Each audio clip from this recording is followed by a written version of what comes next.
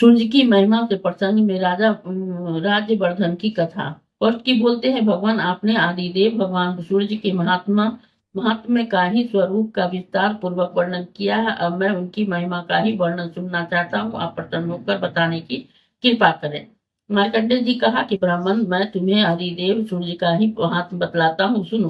पूर्व काल में दाम के ही पुत्र राजवर्धन बड़े ही विख्यात राजा हो गए।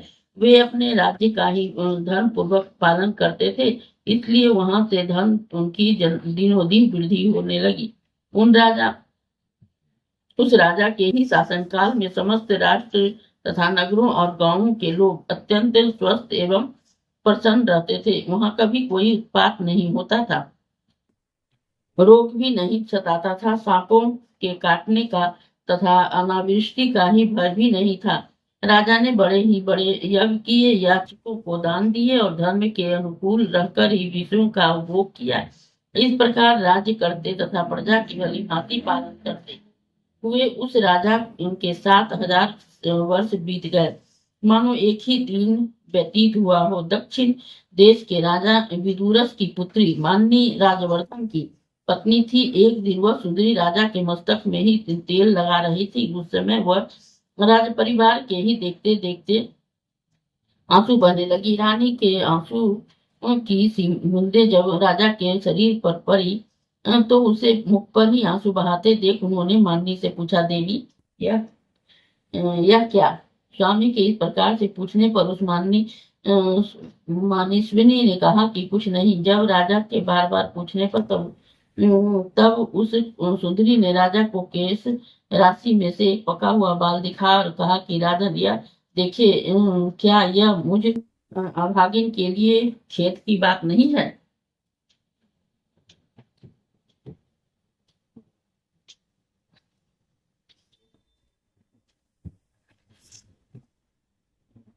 यह सुनकर राजा हंसने लगे। उन्होंने वहां एकत्रित हुए समस्त राजाओं के सामने ही अपनी पत्नी को हंसकर कहा कि तुम्हें शोक की क्या बात है? तुम्हें रोना नहीं चाहिए। जन्म और वृद्धि और परिणाम आदि विकार सभी जीवधारियों के लिए होते हैं। मैंने तो समस्त वेदों का ही अध्ययन किया है, हमारे यज्ञ किए हैं, ब्राह्मणों को दान दिया है, मेरे कोई पुत्र भी हुए, कई पुत्र हुए। अन्य मनुष्यों के लिए तो जो अत्यंत दुर्लभ है, ऐसे उत्तम भोग भी मैंने तुम्हारे साथ भोग लिया है। पृथ्वी का भली भांति पालन किया है, युद्ध मैं भली भांति अपने धर्म को निभाया है। भद्रे, यह कौन सा ऐसा शुभ कर्म है जो मैंने नहीं किया है? फिर इस पके हुए बालों को तुम क्यों डरती हो? सुबह मेरे बाल पक जाए, शरीर झुर्रियां पड़ जाए, जहाँ यह देह भी शिथिल हो जाए, कोई चिंता की बात नहीं है। मैं अपने कर्तव्य का पालन कर चुका हूँ। कल्याणी, तुमने जो मेरे मस्तक को जो पका हुआ बाल दिखाया, वह वनवास लेकर उसकी भी दवा करता हूँ। पहले बाल्यावस्था और कुमारावस्था में ही तत्कालोचित कार्य किया जाता था। यह युवावस्था में भी योगोचित कार्य होते हैं और बुढ़ापे में भी वन का आश्रय लेना उचित है। मेरे पूर्वजों और उनके भी पूर्वजों ऐसा ही किया था, अतः मैं तुम्हारे आंसू बहाने का कोई कारण नहीं देखता। पके बाल का ही दिखाई देना तो मेरे लिए ही महान अविद्या का कारण है। महाराज की आवाज सुनकर वहां उपस्थित हुए अन्य राजा, पूर्ववासी और पार्श्ववर्ती मनुष्य उनसे शांतिपूर्वक बोले कि राजन, आपकी इस महारानी का रोने की आवश्यकता नहीं है। रोना तो हम लोगों को है अथवा समस्त प्राणियों को चाहिए,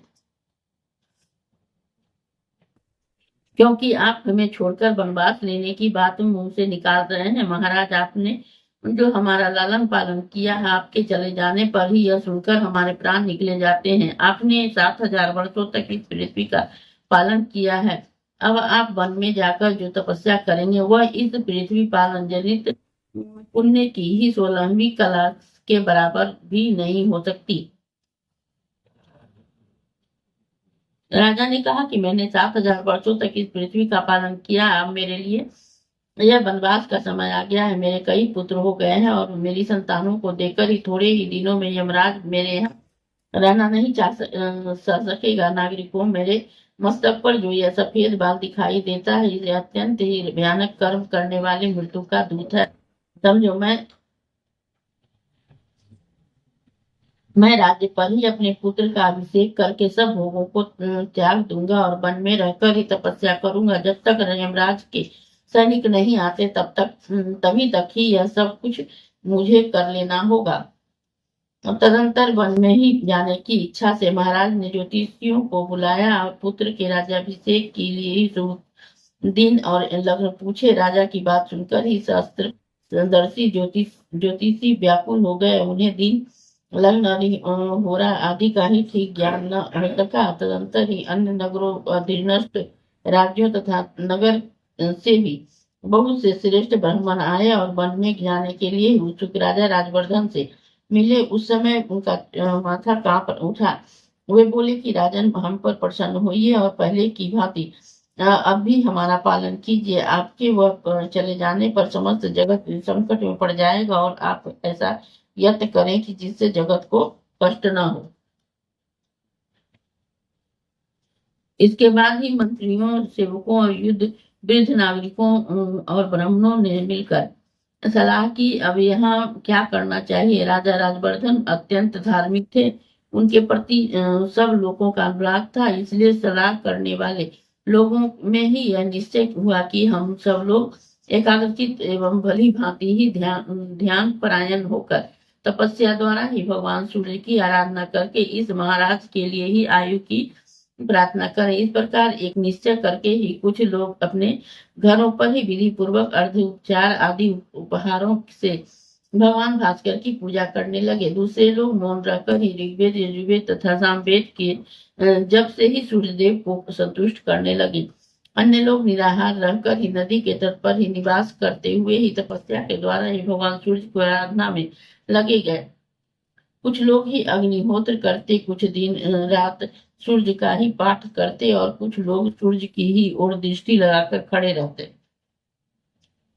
सूर्य की आराधना के लिए ही इस प्रकार यत्न करने पर ही उन लोगों के समीप ही आकर ही सुदामा नामक गंधर्व ने ही कहा कि द्विजवरों, यदि आप लोगों को सूर्यदेव की आराधना अभिष्ट है तो ऐसा कीजिए कि जिससे भगवान भास्कर प्रसन्न हो सके। आप लोग यहाँ ही शीघ्र कामरूप पर्वत पर जाइए। वहाँ गुरु विशाल नामक वन है जिसमें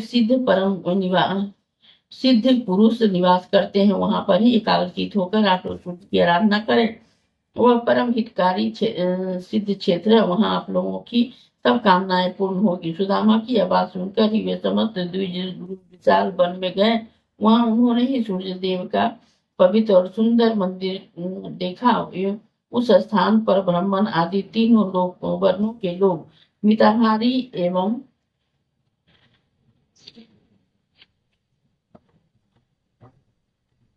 एकाग्रचित हो पुण्य, चंदन, धूप, गंध, जप, होम, अन्न और दीप आदि के द्वारा ही भगवान संज्ञा की पूजा एवं स्तुति करने लगे।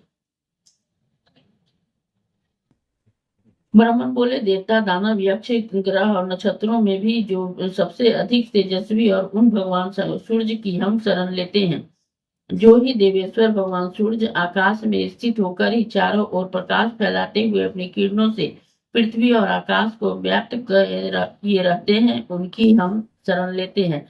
आदित्य, भास्कर, भानु, सविता, दिवाकर, पूषा, अर्यमा, स्वभानु तथा दीप्त दधीति, ये जिनके नाम हैं, जो चारों युगों का अंत करने वाले कलाग्नि हैं, जिनकी ओर देखना कठिन है, जिनकी प्रलय के अंत में ही गति है और जो योगेश्वर अनंत रक्त और पीत, शीत और असित है। प्राणी, ऋषियों के अग्निहोत्रों एवं यज्ञ के देवताओं में भी जिनकी स्थिति है, जो अक्षर, परम गुह और मोक्ष के द्वार हैं, जिनके उद्यास्तमन रूप रथ में छंदोमय अश्व जुटे हुए हैं तथा जो उस रथ पर बैठकर ही मेरुगिरी की प्रदक्षिणा करते हुए आकाश में विचरण करते हैं।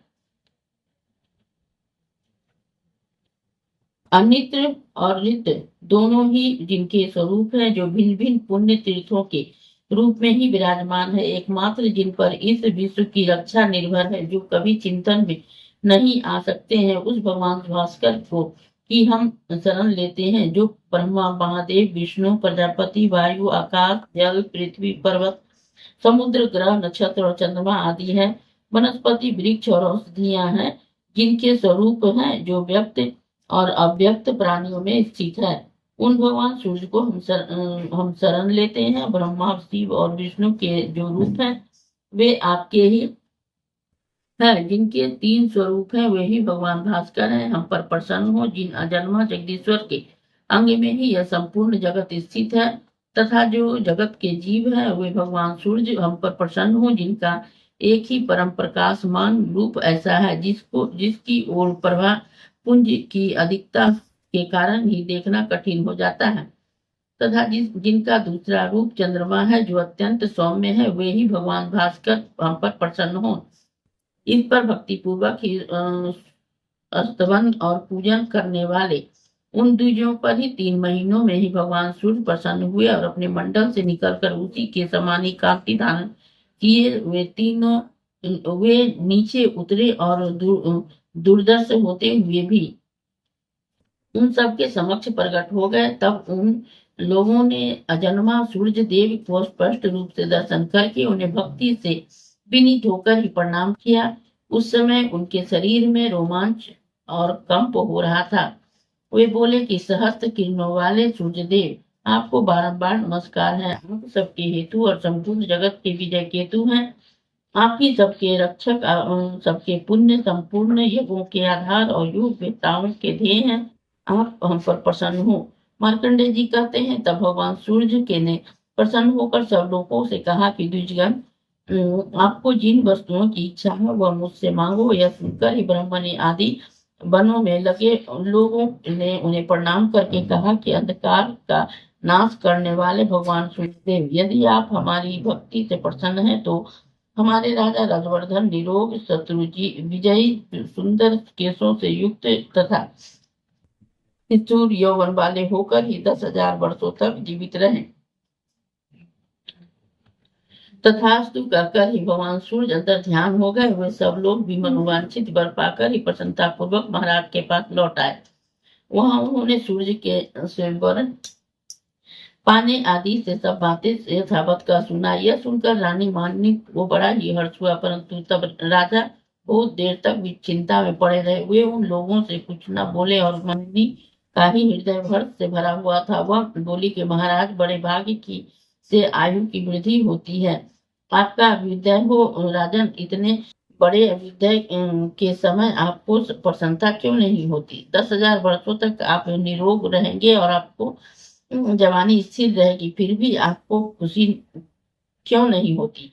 राजा बोले, कल्याणी, मेरा अभ्युदय कैसे हुआ? तुम मेरा अभिनंदन क्यों नहीं करती हो? जब हजार हजार दुख प्राप्त हो रहे हैं, उस समय किसी को बधाई देना क्या उचित माना जाता है? मैं अकेला ही तो 10,000 वर्षों तक जीवित रहूंगा। मेरे साथ तुम तो नहीं रहोगी। क्या तुम्हें पढ़ने पर मुझे दुख नहीं होगा?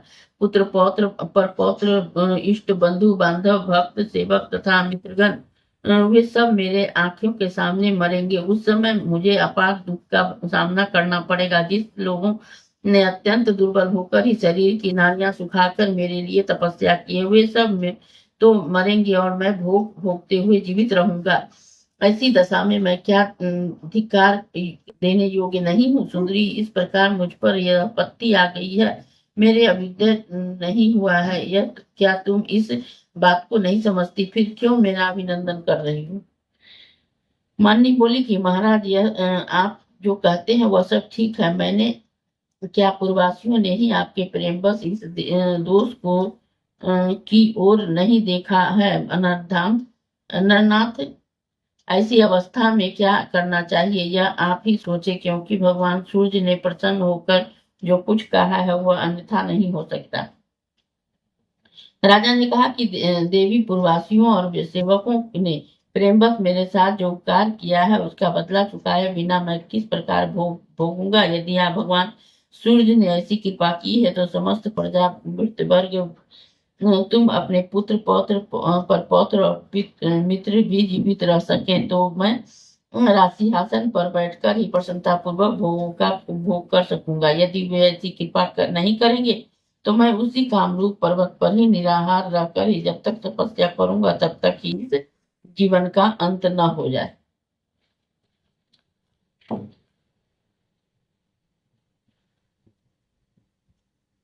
राज्यों को राजा के यूं कहने पर ही रानी मान्य ने कहा कि ऐसा ही हो। वह सब भी महाराज के साथ ही कामरूप पर्वत पर चली गई। वहां पहुंचकर राजा ने पत्नी के साथ सुंदर सूर्य मंदिर में जाकर ही सेवा परायण हो उस भगवान भानु की आराधना आरंभ की। दोनों दंपत्ति उपवास करते करते दुर्बल हो गए। सर्दी गर्मी और वायु का कष्ट सहन करते हुए दोनों के ने घोर तपस्या की। सूर्य की पूजा और भारी तपस्या करते करते जब एक वर्ष से अधिक समय व्यतीत हो गया तब भगवान भास्कर प्रसन्न हुए। उन्होंने ही राजाओं को समस्त सेवकों पूर्ववासियों और पुत्रों आदि के लिए इच्छा अनुसार वरदान दिया। वर पाकर ही राजा अपने नगर को लौट गए आए और धर्म पूर्वक ही प्रजा का पालन करते हुए बड़ी प्रसन्नता के साथ ही राज्य करने लगे। धर्मज्ञ राजा ने बहुत से यज्ञ किए, दिन रात खुले हाथ दान किया। वे अपने पुत्र पौत्र और भृत्य आदि के साथ यौवन को